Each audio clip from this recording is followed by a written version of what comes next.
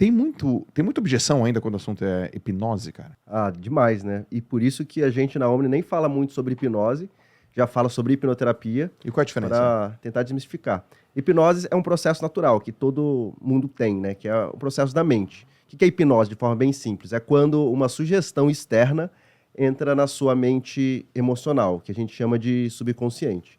E isso acontece no dia a dia. Então, no dia a dia, a gente é hipnotizado.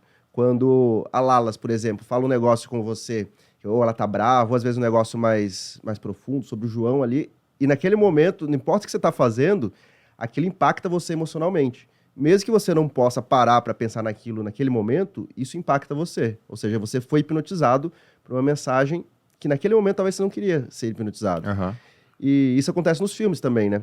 O filme é interessante porque a gente sabe que é uma história, que é ficção, que são personagens, é tudo encenação.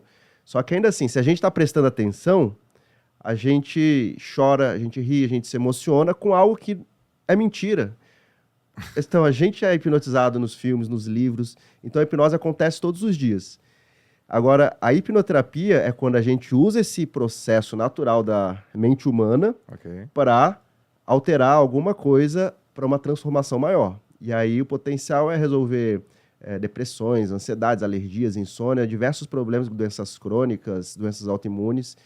E é um negócio muito profundo, muito poderoso. Então, essa é a diferença, basicamente. E Michael, por que você entrou nesse ramo?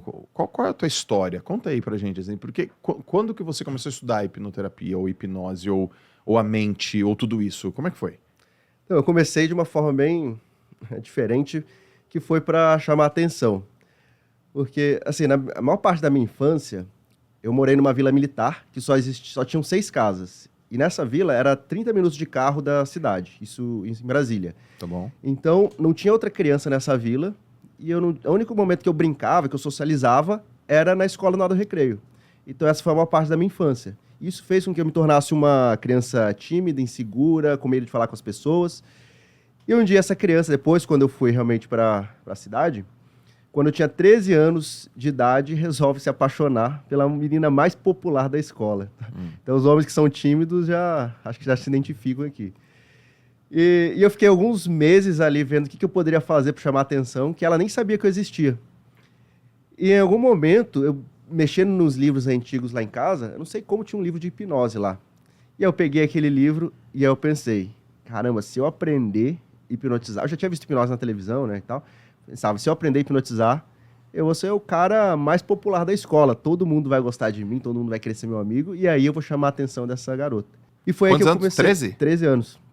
E eu comecei a estudar hipnose, para isso. Mas onde você simplesmente pra encontrou? chamar- Você encontrou onde, assim, o conteúdo? Então, Onde foi tua fonte de pesquisa? Então, foi num livro, né, que eu não sei de onde veio esse livro. Na verdade, eu sei mais ou menos que o meu irmão, ele começou, tem um irmão mais velho, 8 anos mais velho do que eu, e ele começou a pesquisar algumas coisas sobre isso. E aí ele comprou um livro num sebo de hipnose, e aí esse livro estava jogado lá em casa. Mas ele mesmo nunca tinha feito muito isso, né? Eu lembro dele ter estudado isso em algum momento, quando eu era criancinha, só que esse livro estava jogado. E aí, com 13 anos, que eu achei esse livro mexendo em umas caixas lá em casa. Eu peguei aquele livro, só que esse livro dava a ideia de que hipnose era um poder. Que nos últimos níveis você conseguia ler a mente das pessoas, você conseguia fazer telepatia, umas coisas assim, uma viagem mesmo. E que não tem nada a ver, né? E aí, com esse livro que tudo começou. E eu comecei a estudar esse livro, e aí, quando eu senti que estava pronto para aplicar na escola, para chamar a atenção, aí deu tudo errado. Que eu fui fazer a hipnose com um cara lá de uma série acima. Eu achei que ele ia conversar comigo, pedir para eu explicar, só que não, ele não acreditava. E acho que para ele não se sujeitar a isso, eu não sabia o que podia acontecer, aí ele chamou uma galera para eu ver hipnotizando ele. E aí nisso, o cara que estava com medo, que não acreditava, e eu não tinha noção de que era, que na verdade toda hipnose é uma auto-hipnose, aí eu fui hipnotizar ele e deu tudo errado. E para mim foi a maior vergonha da minha vida aquilo, né? Para a escola, no dia seguinte eles já tinham esquecido isso, mas para mim criou um trauma. Só que foi um trauma que foi interessante, porque hoje eu entendo, né, como interessante, porque eu pensei, cara, eu só vou fazer hipnose de novo quando eu souber tudo que eu estiver fazendo. Eu quero dar a volta por cima, um dia eu vou hipnotizar todas as pessoas, eu vou saber exatamente o que estou fazendo. Então, essa vergonha que eu passei na escola plantou uma obsessão de eu aprender tudo sobre esse tema.